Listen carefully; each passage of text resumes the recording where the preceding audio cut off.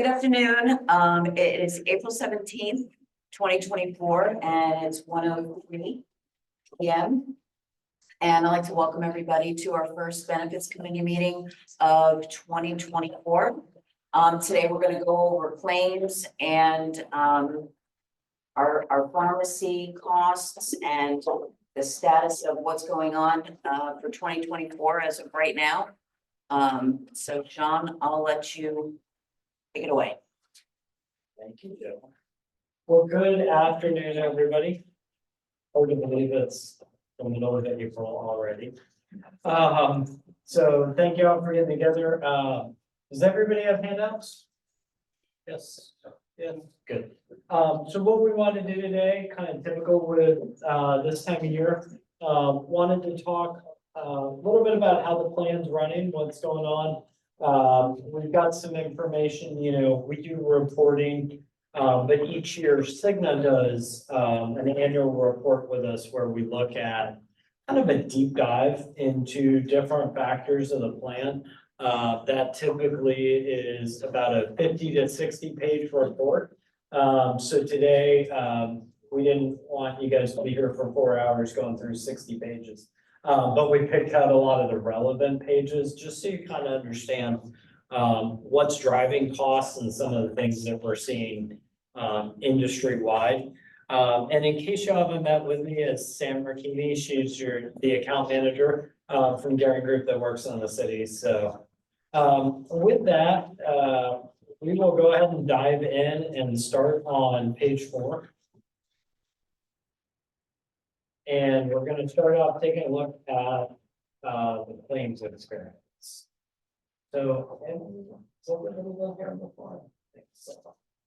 but just real quick, so for anybody that doesn't think about insurance every day, or doesn't think about this, the city's plan is self-funded. What that means, again, the city sets aside funding on what they think the cost for the program is going to be. And then as employees go to the hospital, pharmacy, doctor, those claims come in, the city pays those claims out.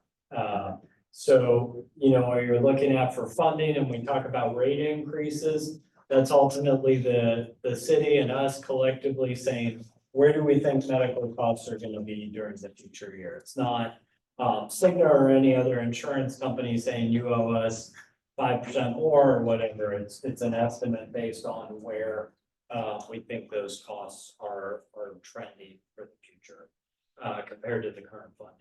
So real quick, I'll actually start with page 5, which is last year. And if you guys want to look at the annual total in the gold.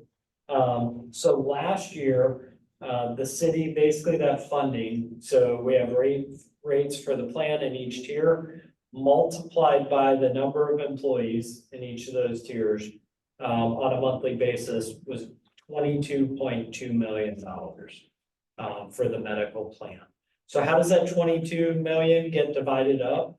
Of that, 810,000 goes to Cigna to administer your plan. And I always like to point that out because I think, all insurance companies kind of get vilified on TV and in the media and all those things. A lot of that's driven around the individual market. But really, this is what Cigna is making on your plan. It's 810,000 out of the 22 million, right? The bulk of the costs, which we'll talk about in a minute, come from claims. So the next column is what we call stop loss or reinsurance. And basically what the city does is if an individual, so I just saw a claim yesterday, I use this as an example, 2 twins born prematurely, one of them from complications that's not on the city's plan, $2 million claim, right? And still going. So in that case, if that were the city's plan, the city pays the first $275,000 of that claim, and the reinsurance pays the remainder. So that protects the city if we do have an anomaly, if we've got a family of 5 in a horrific car accident or something like that. It protects the city from those abnormal items that can impact the plan. Also included in those administrative and stop loss fees, something that the Cigna offers that's unique in the market right now is a program called Embark. And what Embark is it's actually protection if there's about 10 to 12 what we call gene therapies out there right now. So one of them is for hemophilia. So hemophilia, if you don't know, is basically a condition where you can't stop bleeding. I have an individual in a group that, you know, this is pretty consistent, but hemophilia drugs are about $50,000 a month. They've been that way for 15 years straight. So just that's one person. Well, now there's a cure that works for a lot of people for hemophilia. That treatment is $3.2 million. So with Cigna, inclusive in your administration and that stop loss, is a program called Embark. If you have an individual with one of those claims, the city pays nothing. It's already covered and paid for. So that another thing last time the city bid, when looked at different administrators, that was a big differentiator. So those are our fixed costs on the plan, right? Those are the same regardless of what happens on a yearly basis. So then our next two columns are medical claims. So that's basically everything other than retail or mail order pharmacy. So last year you had 13.2 million in claims, and you had 6.6 million in pharmacy claims. So kind of roughly probably about 25% pharmacy, 75% medical.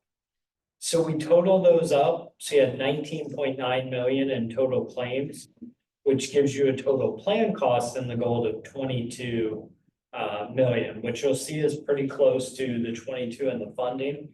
But if you look right above that, you'll see a line for pharmacy rebates. So that is where manufacturers of typically brand name drugs essentially give a rebate back to the pharmacy benefit manager to offset the cost of those medications. And really, it's an incentive to cover those drugs on the formulary. So last year, the city got back about 1.5 million, which essentially gave the city a surplus last year. It was pretty much a wash without the pharmacy rebates. And then adding the pharmacy rebates in, there was a surplus of about 1.5 million. And you'll see last year, if you just kind of look for the red numbers, you'll see we had 3 months where we were in a deficit, just some higher amounts. And then the other months were surpluses, not necessarily as high as those deficit months. So ultimately, when you look at that funding for last year and where we targeted and where it came in, it's pretty much spot on last year. Yes. A question about the drugs, like you get, say if you're on arthritis medication and you're doing infusions in the doctor's office, does that come out of the medical instead of pharmacy? Yes. Right. Same thing with like cancer treatments that they're infusing in the hospital. It's gonna be a medical claim. We're actually gonna look, can't remember if we had a slide in there, but what Cigna has actually done that will be available on your plan next year, and we'll talk about it as we go into renewal. But I think it's a really impressive program. If I take a step back, so if you go to the pharmacy and you get Nexium, right? There's what's called a NDC, which is a drug code for Nexium. That says, here's Nexium, it costs $300. Well, when you go into the hospital, it's what's called a J code, but basically there's not that same kind of price list. So hospital A for that infusion could charge you $30,000. Hospital B could charge you 40 and hospital C could charge you 20, right? That doesn't have the same control as going to Walgreens or CVS. So what Cigna has actually done that we'll be bringing forward kind of as an option is they're now. I'm just gonna close, right? No, okay, we're sure. Not real sure. So, like what they're doing is they've now created some programs where if the member gets sent home, they won't have any cost share. And a nurse will come to your house and do that. And it's substantially lower. So it's actually a program that's gonna be available at the next fall. I think it's better for the individual. I know sometimes if your condition seems scary to leave the hospital, but most of us would probably rather have it done at home, and it can save the plan hundreds of thousands. So something that's kind of upcoming for next year, because candidly, these hospitals have figured out that this is a way to kind of build the system and charge a lot more, and they charge, you know, doctor's rates to administer the drug, where when you're doing it at home, even though it's a nurse doing it in the hospital, one nurse can come to your house and do it all for you. You know, it's basically plugging in an IV, so just something that's coming up kind of for future years. I think you'll see as much as possible, everybody try and ship things out of the hospital, because that's really where the variability and the higher costs come. So. Just confirming that total EEs that's enrolled employees. So total EEs is enrolled employees. So if I'm on single coverage, I'm one, and if I've got 6 in my family, I'm still one in that. So there's a separate member count, which I think will be on some subsequent pages. So that's just kind of the highlight of last year. If you look, the other metric we kind of look at, your claims per employee per month. Last year, you averaged 1,043 in claims per employee per month. That's the bar column on the right in the gold. If you look at the box down below that, this is probably what I'd say is the most interesting. So last year, your medical costs on a per employee basis went down 7.4%. Your pharmacy went up 28.6%. Pretty consistent with what we're seeing for almost all of our groups. Remember, pharmacy's not weighted 1-to-1 to medical, so you can't just add the two of them up, because medical's 3 times, you know, and that of pharmacy, but pretty poignant jump there year over year. A big part of that, it's really 2 things globally. We'll look at your data a little more specific, but globally it's cancer medications, new cancer meds, and it's the diabetes space, the GLP-1s, which are Ozempic, Mounjaro, the ones that you see on TV that a lot of people are promoting for weight loss. It's a big jump in those.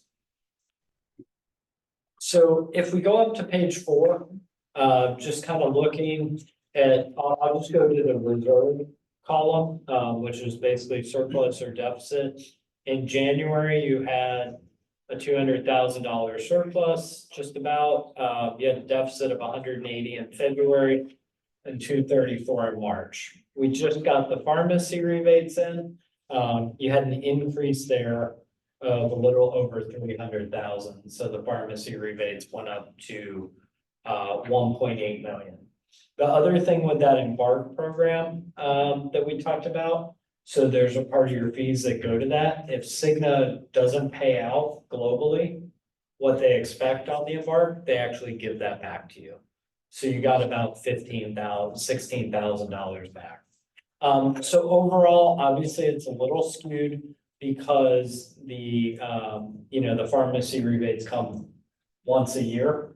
But overall, plan running a little bit higher on a per employee per month basis, but in a relatively positive position. But we have to remember that, we kind of have to divide that 1.8 million out over 12 months when we look at it in that perspective. Down below, looking at those same numbers, medical year over year is up 8.4%. So if you think about that, last year it was down 7.4. So it's almost, we're back at kind of maybe where we were the year before, which is great when you think about inflation, you think about overall costs. You're going to have ups and downs, but to be, at a similar level to where you were. Pharmacy, the numbers aren't as alarming, but remember that's 6.2% on top of 20, almost 9% last year. So you think about that over a 2 year, medical basically flat, pharmacy up, when you compound it, almost 40%. So that's really what's driving things sort of more than anything is those pharmacy increases.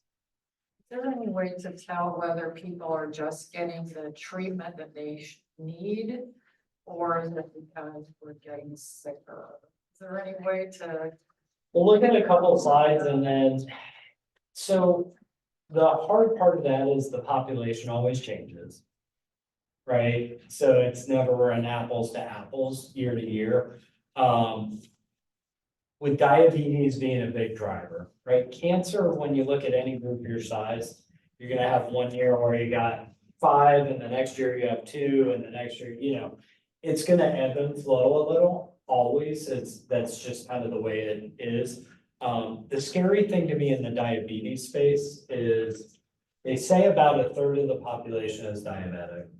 Another third of the population is essentially diabetic or pre-diabetic and doesn't know.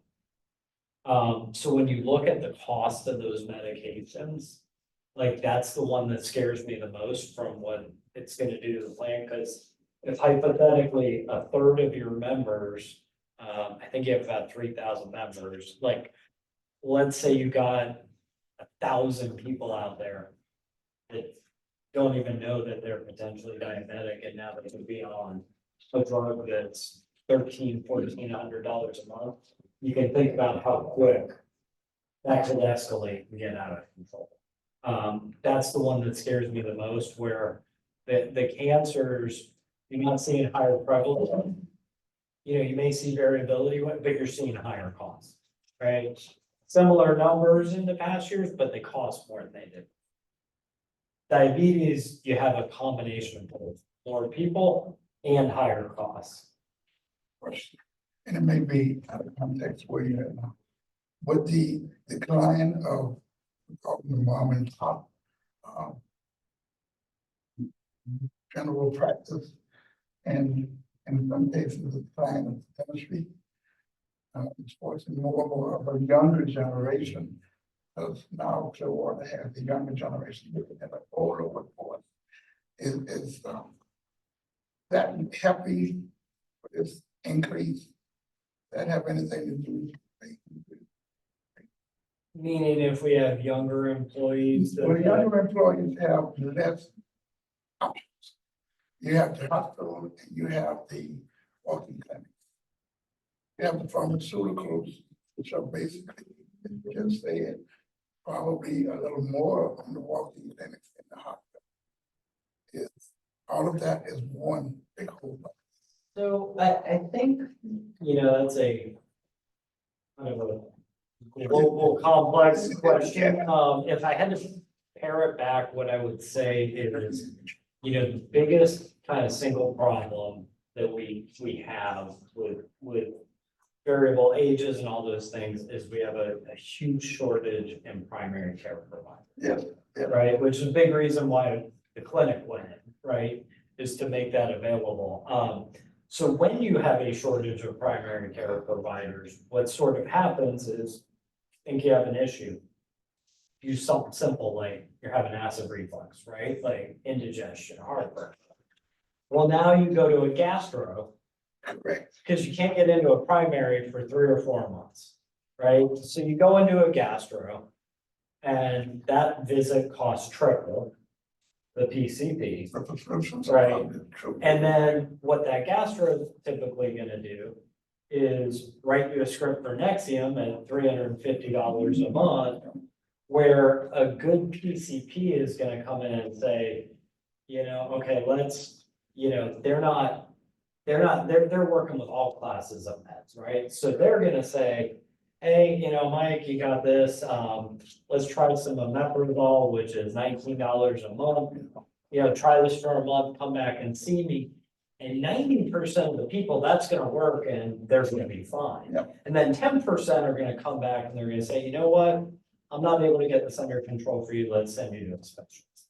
So I think where we're missing, whether you go to an urgent care and you skip that, or you go straight to a specialist, either way, you're losing that dialogue with a provider, you know, and you're getting pushed to higher costs Yeah. of care either way. So I think that's what's driving it. The hospital, you know, 15 years ago, when we were having these committee meetings, you probably remember where every meeting we were talking about ER usage. Yeah. Right? Remember like, oh, they're going to the ER and the ER costs so much. Well, here's what's kind of interesting is like, let's say your average cost of an ER visit is $2,000. I might have the number in here, but let's just make that up, right? You know, 10 years ago, it was $1,700. It was a big chunk. Well, now we've got people on generic medications at $1,000 a month. Right? So 10 people that go to the ER when they shouldn't have costs us $20,000. Not inconsequential, but now I got people on $5, $6, $7, $8,000 a month meds. So that just dwarfs. Yeah. I still don't want you going to the ER. Right. Like, it's still a waste, more for your own personal time, right? Like you can, but when you look at where that was and the importance of kind of the overall cost, used to be a big chunk of spend. Now ER is like not really that much. Like, if I could get somebody off $1,000 a month med, I save a lot more than, you know, cutting out 10 ER visits for the long term. So that's sort of how it's changed a little bit. With the trend and the way it's going. Is there a fix to it Globally, globally? so to me, the only true fix, I think, would be very unpopular, which would be to set up your plan with true, like, no carrot, just sticks, right? Like, I'll give you an example. United Healthcare has an option where you can set it up that if somebody goes to the ER when they shouldn't have, the plan doesn't pay. Right? Like, you have no coverage. You go to the ER with a head cold, no coverage. The problem with that is, let's say you got a headache. And you're like, I don't know if I should go to the ER because I might get stuck with the bill. And maybe you're actually having an aneurysm. Right? Like, so what do you risk in exchange for what do you gain? But if you truly like want it right, you go back to the days of, remember HMOs with the gatekeeper? Yeah. You can't go see a specialist until you've seen the PCP. The problem with that is if you can't get into a PCP for 4 months, Which is getting harder and harder. what are we doing? But, you know, if you say, is there a fix? That's the only fix that will work 100% of the time, and nothing's 100%, but you know what I mean, right? Is true stick. And I don't think anybody's ready for that yet. You know, what I think, I mean, I wish I had a clinic. You know, if you had a next best thing, you know, next best thing to me would be make everybody go have at least one true visit with a clinic. So you know that there's a primary care provider there you have a relationship with. I don't have anybody that's doing gatekeeper or anything. It's too severe and it's too burdensome. But Just ask one of the questions that you don't be brought up. Yeah. Question like does the clinic funding actually come out of the insurance fund or is it separate? Kind of briefly talked about this, but I'm still. do you want Yeah. to see that? It's paid out of the insurance fund. It's charged back to all the departments, to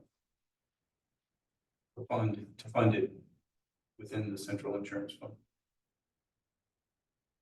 So what the chargebacks are to the departments are the health insurance, the employers share the health insurance plus a allocation of the clinic costs.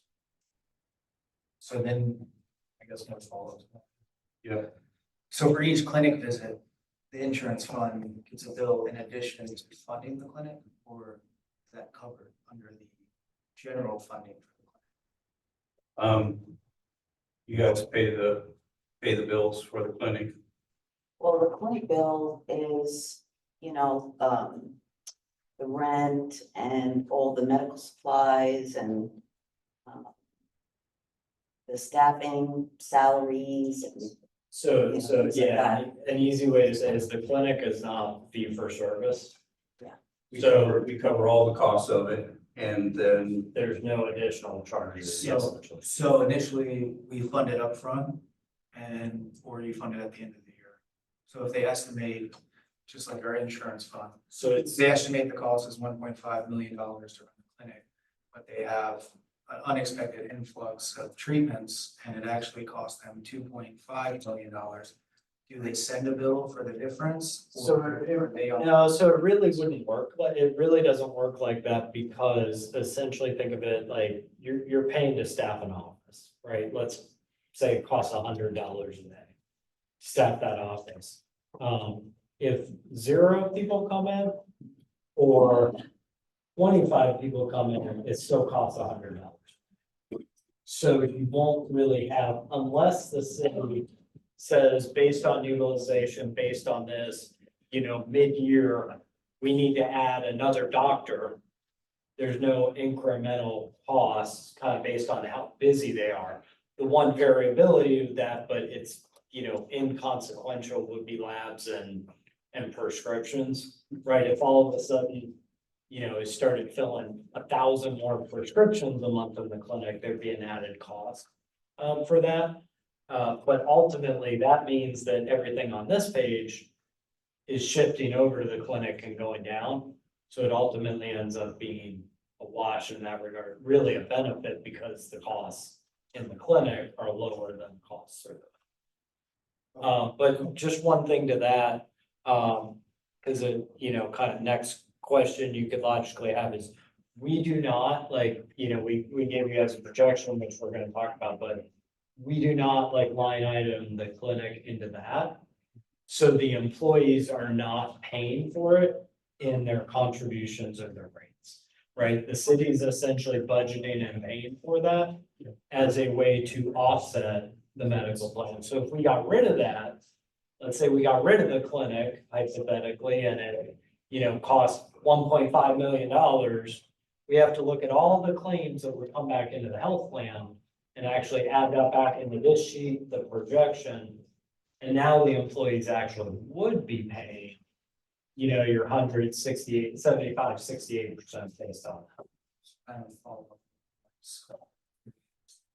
So these claims for 3 months, 5. So none of these claims are from the city clinic. Cool. That's all separate. And then if we go over to the prescription rebates, as we have the prescription set up, are the rebates coming back into the plan, or do they go to the city clinic? No, they come into the plan, and as we talked about the projection, we actually use them as an offset to the rates, so that the employees essentially get the benefit. In their overall, this is the overall increase needed, in private, as an example, where you may have, greedy shareholders or an owner, CEO, they're normally charging rates for the plan without the rebates. And then the rebates are like icing in the cake coming into the company. For public, they can't do that, right? No, you could do that. There's nothing that says you can't. There's nothing that regulates how those rebates have to be used. But like all of the entities that we work with, we always build it back into the plan because we feel that's the right thing to do. I've had groups occasionally that will say, I'm not charging the employees anything more, so I want to be more conservative and I don't want to count on the rebates. Which, if you're not raising the employee cost, it doesn't really matter as much. But like for the city here, we've always built them in, and 95% of our self-funded groups, they just build it into the overall, and that way everybody gets the benefit of it. So part of that funding for the clinic is we're funding the expected prescription cost up front comes out of the clinic fund. We have 30 employees going to the city clinic for their free prescriptions each month. That comes out of the clinic funding. Rebates go back to the plan. So there's no rebates on the clinic prescriptions? Just so you know, so the prescriptions that you see on like page 4 and 5, those are prescriptions that you fill, you know, Walgreens, CVS, Express Scripts, home delivery, Walmart, Publix. That's all those. And your rebates, just so you know, rebates typically are only on branded high cost drugs, right? If you, well, the Masters doesn't run commercial. Was a big sporting event this last weekend, right? If you see a commercial for it during a Super Bowl or a sporting, that's a drug probably that's taken back a big rebate, right? Generally, there could be a random exception here or there. Generic drugs don't have any rebates. The reason I say that is everything that the clinic dispenses is generic. So those are, you know, drugs that are $10, $15 a month. You know, we're getting them at that really deep price. There's no rebate to get back on those meds. We're just paying for out of. Yeah, essentially that comes forward. So, you know, HR at the beginning of each year, we set a budget for the clinic. You know, we assume that there's going to be any increased costs, if there's equipment they need to add, anything like that, that goes into that budget. That's paid out of that budget. Yep. If you know off the top of your head or rough estimate, what is the projected budget this year for the city clinic? It's around 1.5, isn't it? Yeah. I think so. Yeah. Typically the 1.7 in that range. It should be less than 2 million. Thank you, guys. Is there a way to do a comparison to other either government entities or, like I said, it'd have to be self-funded entities, compared to, like, say, 2023, just kind of where they're laying and where we're laying to see like what the cost difference is as far as claims and. Yeah, so obviously you could kind of compare on any metrics you want, right? So let's kind of, you know, just to hash down what there is, right? There's total rate, right? Which is, here's how much, you know, we think the plan costs, right? Just make up $1,000, right, is the single rate on it. There's that number, right? Downside with that number is, so let's say that last year you funded 22 million, but you had 32 million in claims. Oh, our rate's $1,000, but really it should have been substantially higher, right? So you may get a entity and you look at said entity and their rate's $300 less than ours, but you don't know that they had a huge deficit. So that's the, you know, you can do it. That's kind of the problem with that number. The other number you can look at, there's really three, right? So the other number you can look at is what are our claims per employee per month? The downside to looking at that is, so let's say I go to a doctor, right, and I have a $20 copay and it's a $100 visit. $80 goes to the plan, right? Because I pay $20 as the employee, the plan pays $80. Well, let's say the entity right down the street has a high deductible plan where every expense goes to their deductible. Their numbers going to artificially be lower because the employees are paying more. So you can look at that number as well. You just have to understand where the variability comes in. The other one that most of our groups candidly look at is, what do I pay out of my pocket as the employee? You know, and you can look at the schedule of benefits as well. The hard thing with schedule of benefits is, you know, let's say you have a $1,000 deductible and City of Dunedin has a $1,000 deductible, but theirs applies to pharmacy, office visit, all those things, and yours only applies to hospital, it can throw you a little out of whack. So really, the only one that truly is kind of apples to apples is, even though the benefits up, is what do I pay out of my pocket? Right? That's really the only one that isn't subject to some of those other variabilities. You can compare them all, and we actually do a lot, but you have to kind of keep in mind that they could mislead you. And then if you're comparing to someone that's fully insured, similar principle applied, like being over or underfunded. You know, the school district that just recently went out to bid, and, the fully insured carrier bid $10 million less than they spent last year in claims, right? That group's probably gonna get a huge increase year two, but that rate looks really good on paper right now in year one, Yeah. Sean, even what you're paying out of your pocket can be an apples to oranges based on the richness of the plans. Absolutely. Kind of have a detailed question on.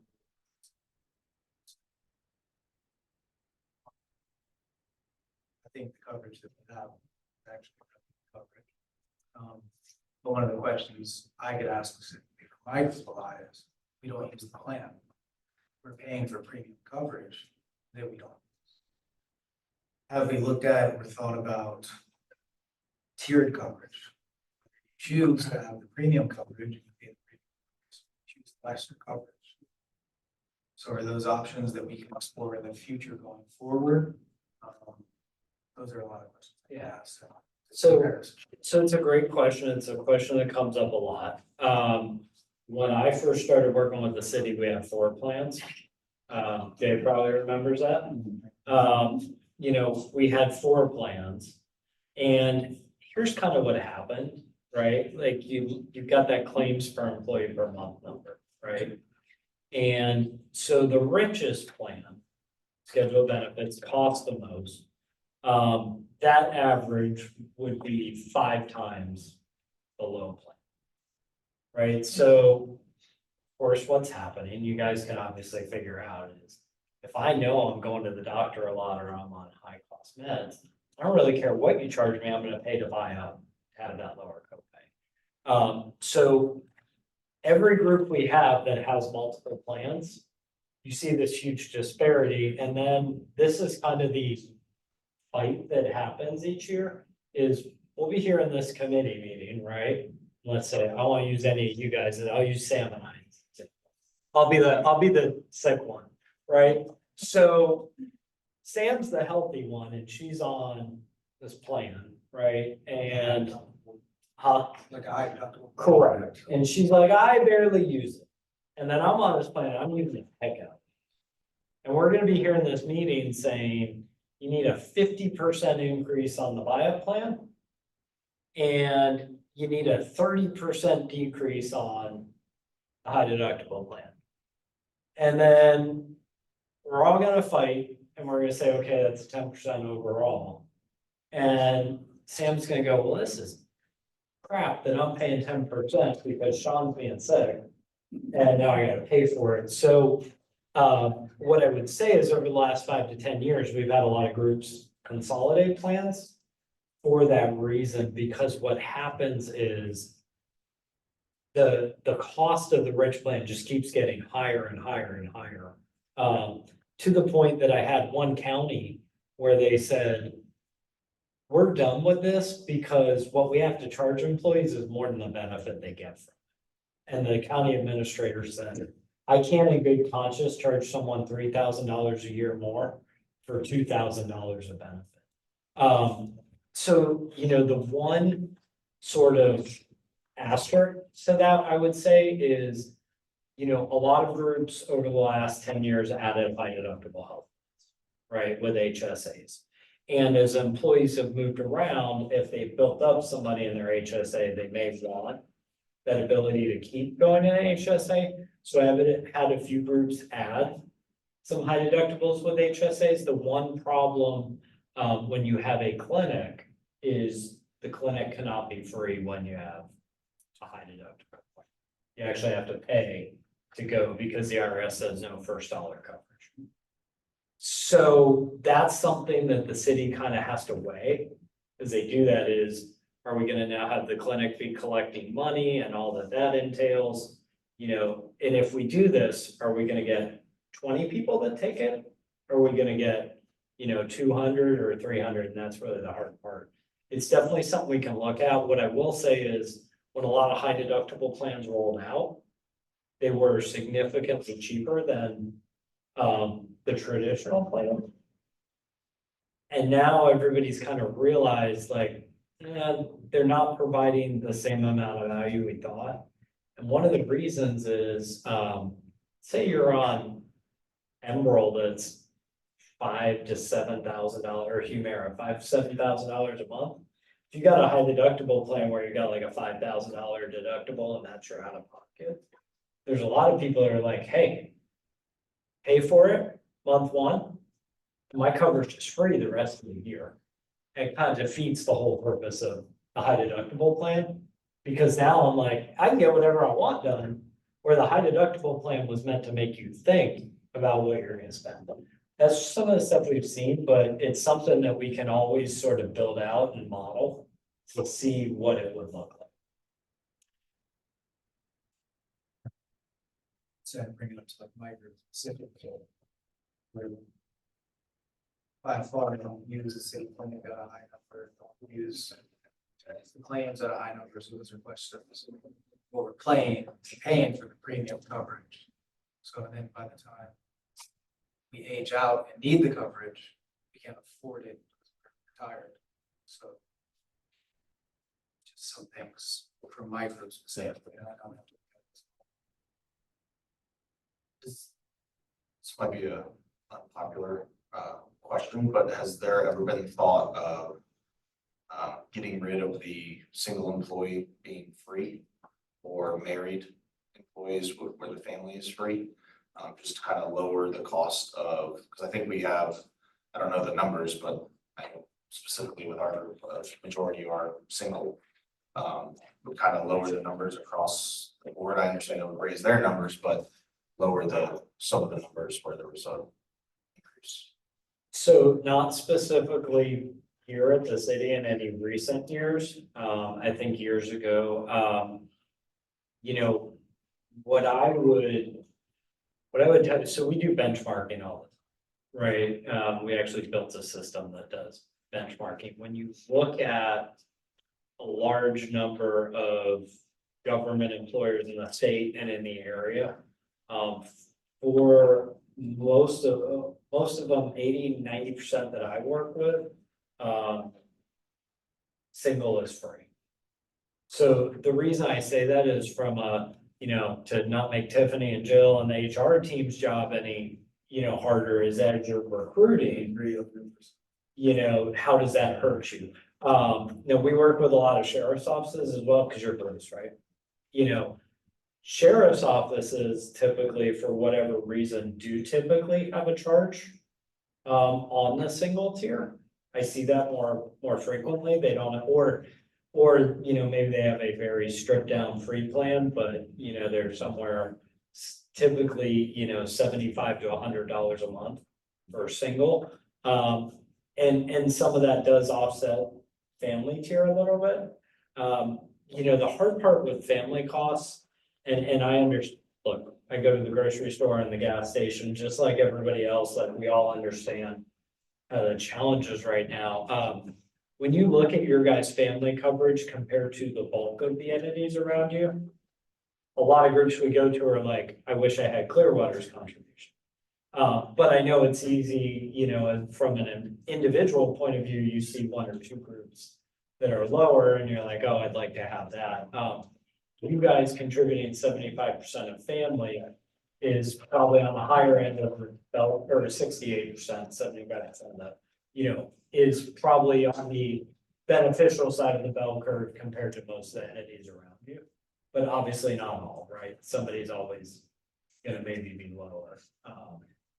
But so there has not been that specific discussion. If that was ever brought up, I'm gonna step outside while, you guys all fight it out as a committee. It's just seeing if it's ever gotten brought up in the past. Yeah, not in, candidly, not, probably since like 2008 and 9 when budgets were horrible. And in that time, if you guys remember, the city council sort of drew a line in the sand and whatever the single rate was, they said, this is all we're contributing. Jay probably remembers that, like, that was, I think, 2007 or 8. And for 4 years in a row, remember, we went to bid. Well, and we kept having to get a stripped down plan just to get to that same rate, and that was probably the last time it was brought up.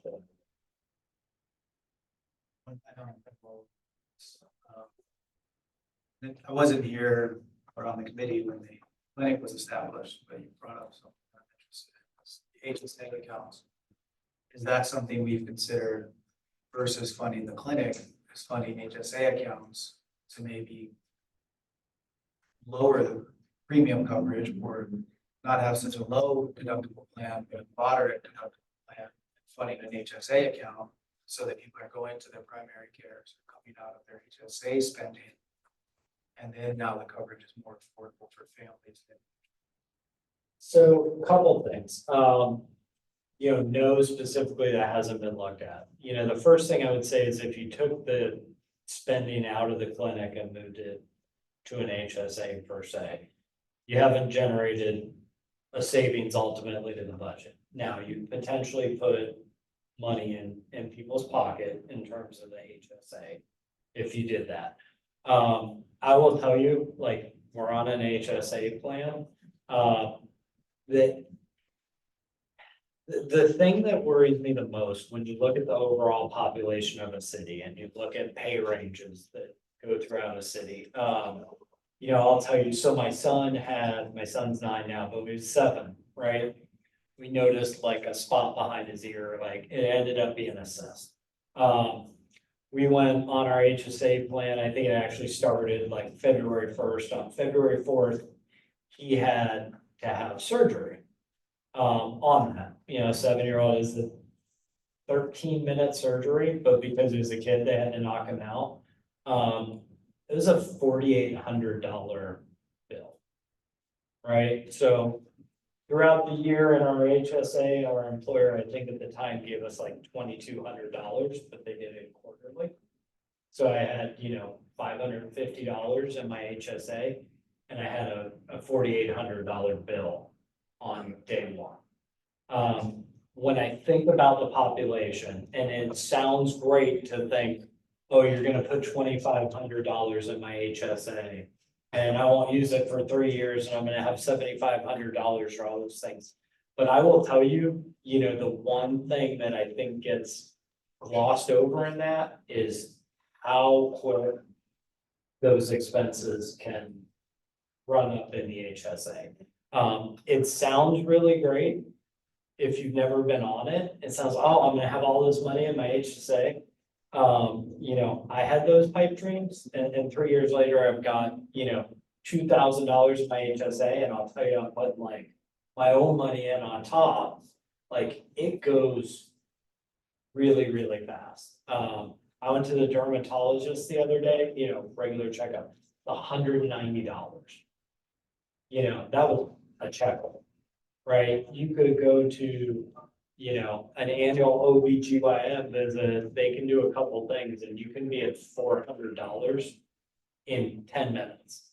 So the only thing I would say about the HSA, and I'm not anti-HSA or With the anything, HSA, you're only responsible for the out-of-pocket cost.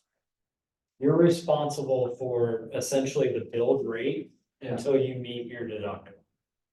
So like. And your deductible. A specialist visit, right, we get billed for the $40, the insurance gets billed for the rest, so the $40 will come out of my HSA account. Let's say that's a $400 visit, you pay 40, the plan pays 360 right now, you pay 400 Until you expire the HSA, until you get, no, until you get to your deductible.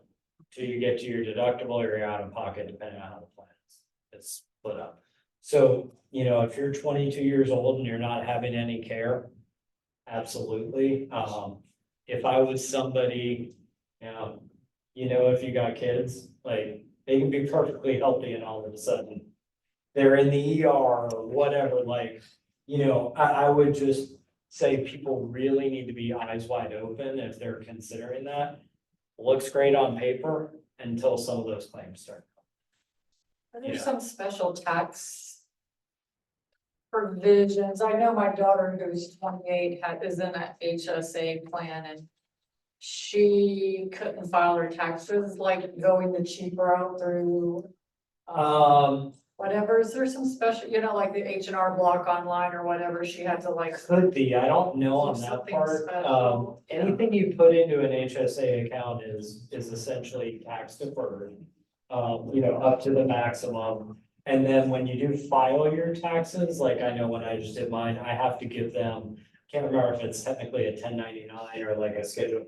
It basically shows how much I pulled out of my HSA and they have to actually enter that in. So the year that he had the surgery, I put extra money in to, just kind of cover it, like pay it out. That way I got it tax free.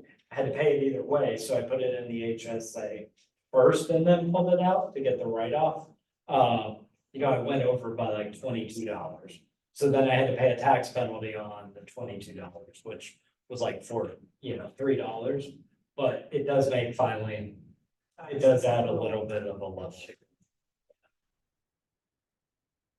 So I'll keep us moving, but you have great questions that you guys can stop and we can go through them, whenever. Page 6 is just your high cost claims year to date. The reason that wanted to point that out is, you have one claim, 293,000. But the individual is actually not on the plan anymore.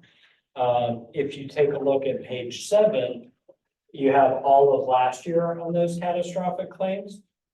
Glasses for that one, getting a little small. Your top claim, if you look at December on line 1 was 630,000. I think that was your top one. They're not ordered by that. They're based on when they start. And then you see some 394, 577. So that's just to give you an idea. Actually, your top 2 claimants and 4 of your top 10 from last year are no longer on the plan. So that ultimately provides a little bit of a benefit there. I just always like everyone to kind of see the numbers and understand, when you're going and you're having 2 visits a year, it's sort of like, really, somebody can have 650,000 in claims, but it does happen. So if you guys flip to page 10, I'm just being sensitive to time. Does anybody have to leave or is it review? 15. Okay. So I'm gonna give you guys kind of high levels because we talked about a bunch of different things. So page 10, this is from Cigna's annual report. The first thing I will say is do not try and match the numbers on this page 100% to the numbers on our police claims page. Because Cigna does it based on the incurred month. So if I went to the doctor in November and the claim gets paid in December, they report it based on like November. Our reporting is always based on the month the claim is paid in. So it doesn't match 100%. As a result, the percentages won't line up a little as well. But you'll see on theirs on the left, 2% decrease in medical claims. They do it per member. So up above that, you'll see 2,416. So that's how many members you have on the plan. So that's your answer of, that's the difference, employees versus members. That's down just a little bit. Pharmacy on their reporting of 27% basically year over year. What you see in the gray is Cigna's norm for public sector in the state of Florida. So if you look, your medical spend is exactly what Cigna's norm is. Dollar for dollar. Before we put the clinic in, just so you know, the city's medical spend was like 40% above the Cigna norm. Pharmacy, you're at $238 per member per month. 27% increase, and you're above the Cigna norm there a little bit. And then, so total, on a per member basis, on the incurred, 5.4%, increase. The, the bar graph to the right, just breaks out, base is gonna be the year before last, current is gonna be the last 12 months or last plan year, so calendar year. And then the grayish bar is the norm. You'll see that your catastrophic claims actually went down last year. So your non-catastrophic, your individuals with more routine spend went up a little bit. And you'll see your regular pharmacy and then specialty, went up a little bit. So if you look at the pharmacy side on the right, the top line you'll see is cost share. 4%, so that means on average, employees pay 4% of the cost of the pharmaceuticals. The Cigna norm is 6.3%. So your benefits are richer kind of than the norm. On the left, on the medical side, you're at 8.4% versus 8%. So you're pretty close to in line. The two kind of offset each other as far as where those benefits are. Top three therapeutic classes, so hypoglycemics is going to be diabetes. Anti-inflammatory disease modifiers, that's going to be your Humiras, your Enbrels, and your psoriasis is essentially the same class of drug. They just break it out separately. So looking down below, so just be sensitive to your guys' time, and then we'll come if we can say what you guys want, if you want to dive, if anyone wants to stay and dive into these a little bit more. But this goes back to 2018. You've got your overall trend. Trend in national average in that time period is about 7%. So kind of keep that in the back of your mind. Your medical trend has really been fantastic at 1.9%. Pharmacy at 13%. Probably a little more in line with the industry. So, pharmacy is a harder one to fight. There's a lot of things, but medical, we really kind of bent that curve in a lot of ways. The next page, page 12. Again, we go back to, this is just your top kind of conditions and your preventative utilization. So what Cigna does in this, just so you know, is Cigna pulls in the data for the clinic, but it's zero cost. So if you have a preventative visit at the clinic, there's no cost to the plan, but they pull in the data that you had it to look at if people are having their physicals and all that. So you'll see some of the numbers improved on preventative care, annual physicals. You've got some of your costs there and you see how some of those things compare to the norm. Page 13, I just want to point this out, but what we have built into the plan that not all plans do is if you're on insulin, the plan caps your cost at $25 per month for a lot of the insulin. So people are essentially incentivized to take their medications. It's part of a kind of cooperative program between Cigna and the manufacturers, where they actually provide funding to the plan to offset lowering those copays. So that saved 207 customers about $6,100. It's not a huge number, but I'd like to point it out because it's really important that people go get the meds. Try and make it affordable. And this question is for the clinic, basically. The clinic, I know last time we spoke last year, clinic was going to add new services, expand a little bit with what they had to offer. Has it done that? What were you looking to Well, see? specifically what I'm asking is, and I suppose maybe going in a roundabout way, is if the clinic was to expand, its services and have more doctors, have more availability. Johnson stated that they have more generic drugs than over-the-counter brand drugs. Would that help offset costs, if more availability? So, couple of things I would say on that.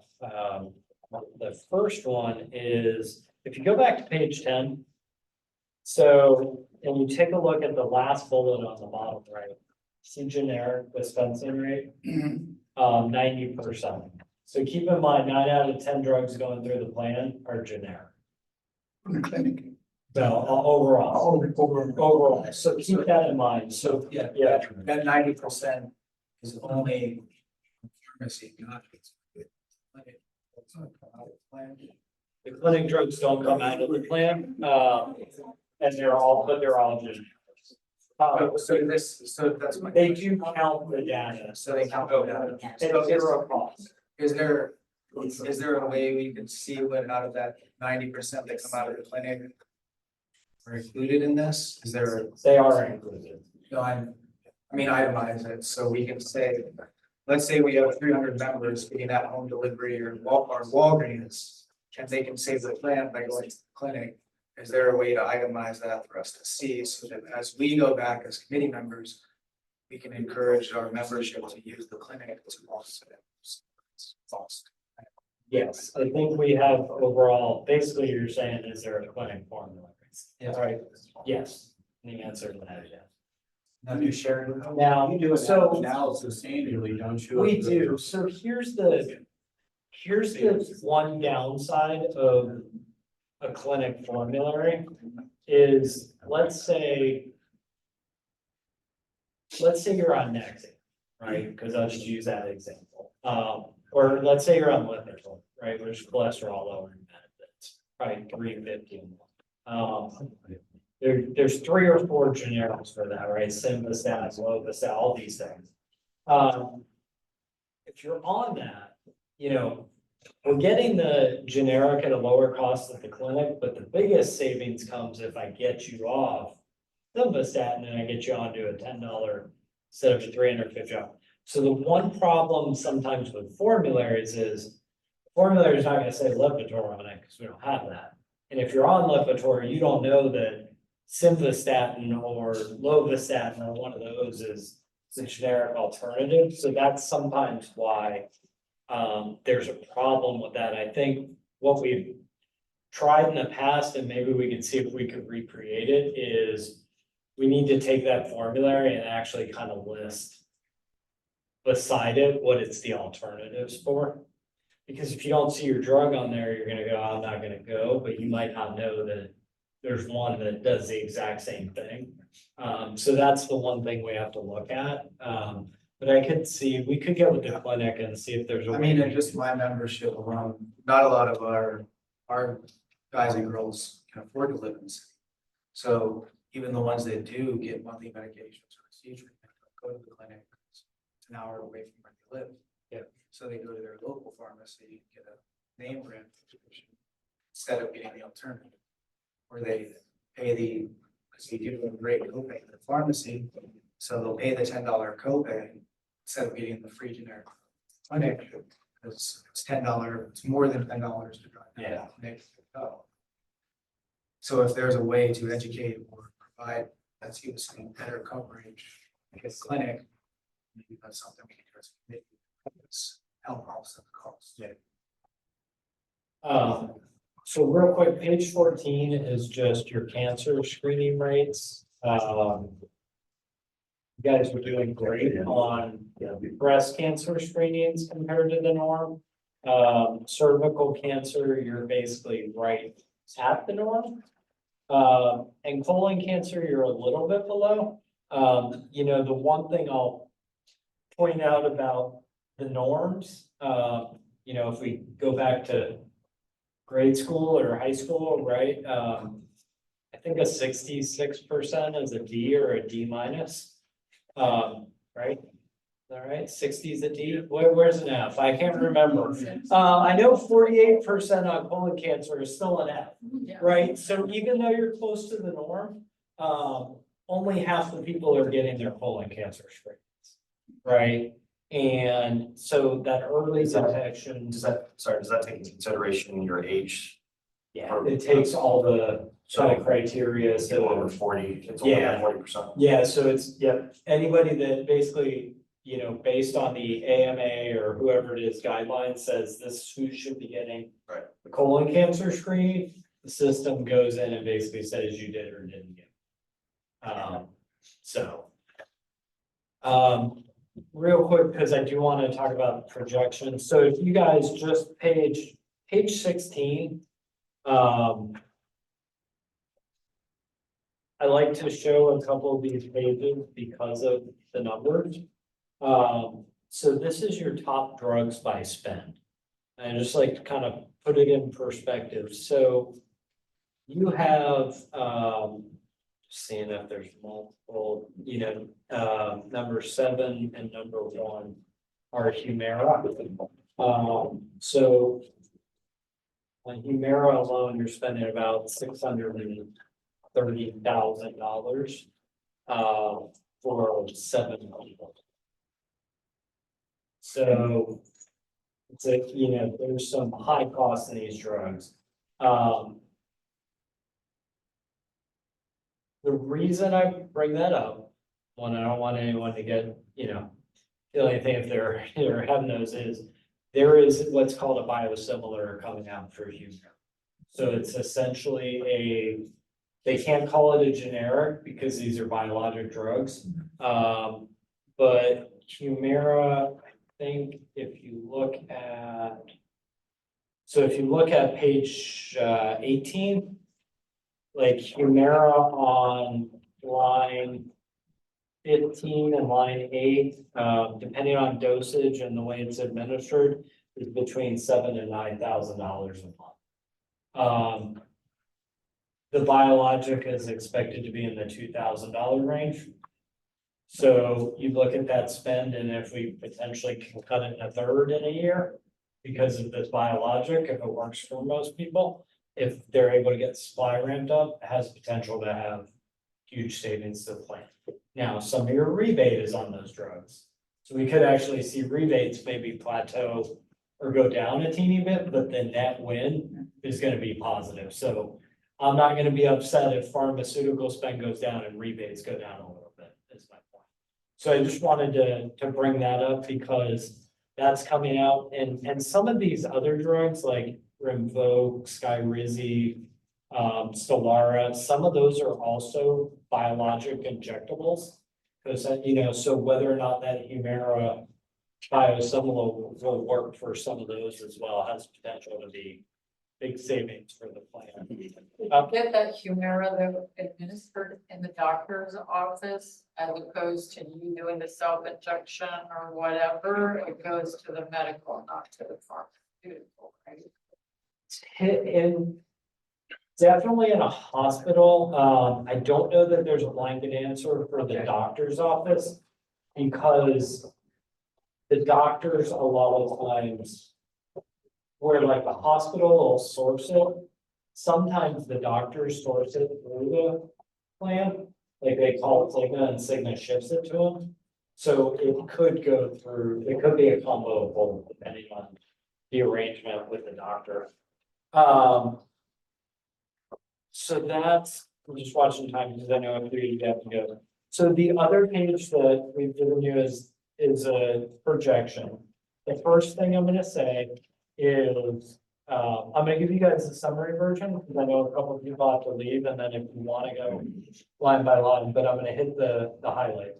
First thing I will say is, we're early in the year, we normally do this about June or July. But we know that with everything going on, budgets, you know, we wanted to share this kind of with the committee. If we go straight to the bottom, you have a projected cost increase of about 4.7%. If you go up and you go to line 11, this is basically our inflation line. Trend is our fancy word for medical inflation. We're using kind of industry for the area, medical, The actuaries are using about 5.6%. So that basically says, and I know you guys may look at your numbers and say, well, we were up 0. But you want to think about it this way, right? If I went to the doctor today, what's it gonna cost a year from now? Whether my usage is down or not, I have less people going, that's still saying it's gonna cost 5.6% more. Pharmacy, you're using 9.8%, right? And what happens when you project is we look at the cost today, cost we think it's gonna be in a year. But if you think about it, we're projecting for more than a year, right? We've actually got 9 months in this current plan year that we haven't accounted for, right? It'd be nice if we could set our rates December 31st for January 1, but Jay wouldn't like that from a budget point of view. So we gotta do it a lot earlier, right? So what basically we're saying is what I think something is gonna cost not only 9 months from now, but 12 more months. So the end of the future plan year, how do I account for that? So that gets compounded over the 21 months. So if claims stayed flat and we look at this in 3 months, that compounding comes down and we'll lower the projection. We could have 2 or 3 horrible months of claims and things could potentially go up. You guys typically have a few bad months, then you have good months, so we're using the last 12 months average. So that's the first line is that. So the next one that's in there, we assume a 15% for reinsurance on line 18. That's basically this coverage on the large claims. That tends to vary based on industry experience more than your own. And then I found the one I wanted to do first, but I didn't have my glasses on. Line 16 is the pharmacy rebates. So you guys will see to that earlier question. On line 15, we project the medical costs. And then the first thing we do is back out the pharmacy rebates so that, you know, that $1.1 million 7% increase, if we didn't give the credit for the pharmacy rebates, would be more than double that. So that's how that it gets accounted to that earlier question. Ask you a question. No, not at all. And I rushed through it because I knew you kind of had a hard stop, but So I kind of had a little bit of a question. So the projected increase for the future plan is at 4.7? correct. 4 points, that's based on right now. So when we projected for this year, what was the final projection? I don't have it with me. What did we project the plan to increase from the previous fiscal year to now and what we budgeted for? Was it like well over 10%? I have to get my computer to take a look. Was it 4? I think we projected it over that. The city split the cost, so employees paid 5 or something. But I thought we projected it over. That was 2 years ago. Split the cost. Yeah. Last year we didn't, we actually, I think we charged employees a little bit more to get back to our normal Yeah, distribution. we still, yeah. So last year you could picture Because I asked where it was that the percentages of the city's contribution was, and kind of was just an unwritten rule, that's what they have spent. As far as the 70% or the 65%. Some cost share. Yeah, 4 points. So, and the projection for the rest of this year, what's the actual increase from what we projected? We budgeted, whether it's just for. So we won't, I'm not sure if I'm answering the right question here, but ultimately we won't know until the end. Is that kind of what you're trying, so So if we looked at the first quarter, it went up by whatever the percentage is. We just rough estimated and said, based on current spending, we're gonna increase. technically you're up 7.7% year over year. that can be a little skewed though, because you have like, it's not 100% apples to apples, because you have a few more employees, right? So like that's probably the closest number. The hardest part, like I said, about that funding per se, trying to think of, like if we took. So really, to accurately kind of tell you how you're trending, what we need to do is. So basically, the pharmacy rebates, if we prorated it, 6%. it's We can probably do monthly. it's 150,000 a month, so it would be, 450,000 added on to, let's see, 230, 310, 400, and that you've got 200. So you're positive, give or take, Jay, or anyone financial check. But I would say you're positive about, if we prorated the rebates, about 200,000 out of basically 6 million. So you're about 3.3. I did all that and I could have looked at the 96%. So that doesn't include the pharmacy rebates. But basically, you're about right now, through 3 months, when we prorate the rebates, you're about 3% under budget. 3% off. Yeah, you could. Because those savings can go back to offset the cost of the increases, correct? Correct. Now, ultimately, what happens in the projection, though, keep in mind, right, is the projection looks at what the estimated spend is and what it's projected to be. Yeah. So, if you had, if we were under by 10% this year, and 10% was the inflation essentially, Yeah. right? If I simplify it. Right, we have a Projection is 0 in that regard. So it is, in some ways, it's accounting for it. Yeah. Right. So, So if you were running 30% under, I would love that. We'd all love that problem. Then it would be, hey, we don't need an increase, we need a rate reduction. Now, most groups would hold the status quo, or maybe they do something like a premium holiday for the employees, because the minute you cut your rates 10%, they go, 10% over where they were before, and then you're looking at a 25% increase. so this 4.7 projection is on top. Just because we don't have the numbers. It's on top of the 4.5 increase to the current. Correct. Budget. Answers most of my questions. I'm sure I'll have more. Sorry. And any, This is me trying to understand. Yeah, I don't no, think and I'm any picking on questions anybody, about I'm just trying to send it to understand. Jill, she can send an answer. I will tell you that, obviously we have a lot of groups that are October 1 in line with the fiscal year. So we've done a lot of projections already this year, and even some fully insured groups. You guys are running a lot better than most of our groups. I mean, there's some that are projecting no increase, and there's some that are projecting 30, like there always are.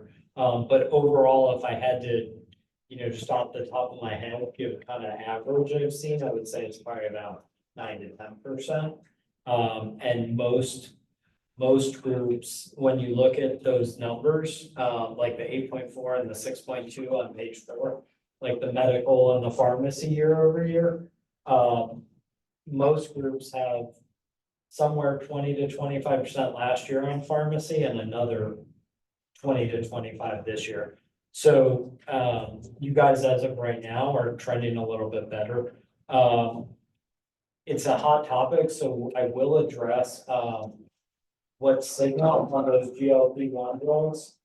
Cigna has very good protections to make sure that there is not inappropriate usage. We do have some groups that are not as restrictive. You know, they don't want the plan to be as restrictive, and they're kind of paying the price for that. So just, you know, for what it's worth, when you go to the pharmacy and you get a hassle, like, they want the doctor to say why you need that note, and it feels like a burden on you.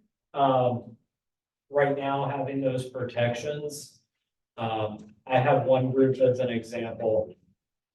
The year before last, they were spending about $100,000 on Ozempic and Manjaro combined. They're spending 2.2. There was no real way to anticipate a $2 million jump on that. So Is that just the pharmaceutical company raising the prices a little? no, I think it's, so if you look at those drugs, you know, it's like Ozempic and Manjaro, and then Wegovy is basically the same drug, FDA approved for weight loss. Ozempic and Manjaro are approved for diabetes. Those drugs have a side effect of you lose weight. If you are diabetic and you need them, they're seeing tremendous results, like a 2-point drop in your A1C, losing weight, eating less, all those things. But because of, you know, somebody said it all started with somebody in Hollywood put it on TikTok, that they were taking Ozempic, like, everybody's trying to get them solely for weight loss.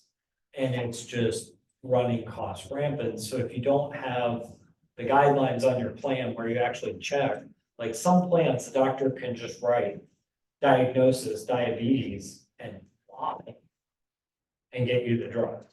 Like, well, yeah. Well, that's what's happened too, is because people that are getting it for the wrong reasons, now the people that need it can't get it for the right reasons, which is really, you know, unfortunate. I mean, I worry for the long term, what the side effects are for the people that are just taking it for weight loss. Like that's just me. I remember the fen craze. You know, I don't know if everyone remembers that, but that was the miracle weight loss drug. And then, oh, sorry, it puts a hole in your heart and people are dying. And yeah, that was pulled off the market. You know, I said to somebody the other day, you never take a high blood pressure medication if your blood pressure was normal, right?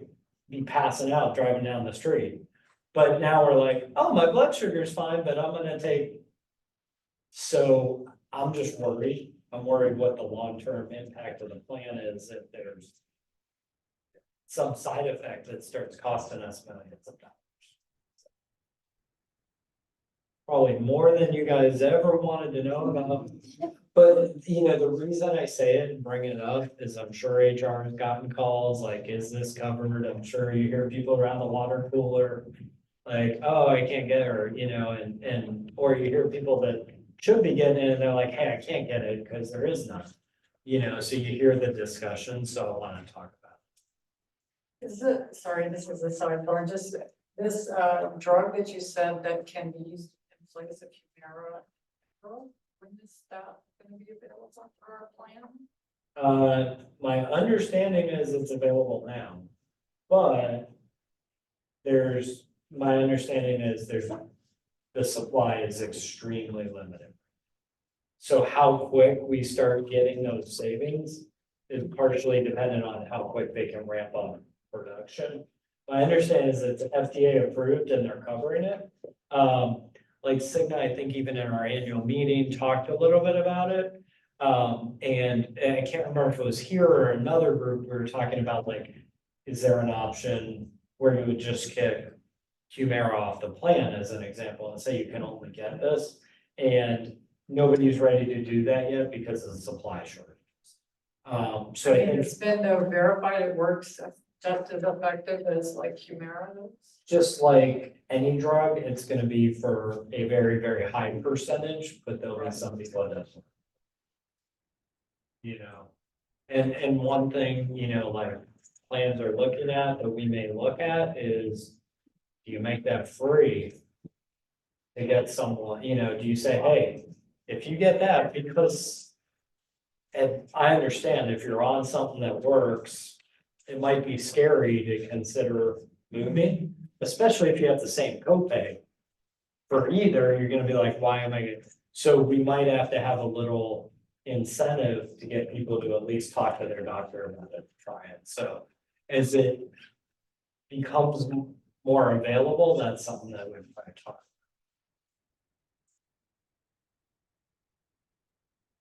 Does anyone online have any questions? Feel free to unmute yourself or put it in the chat.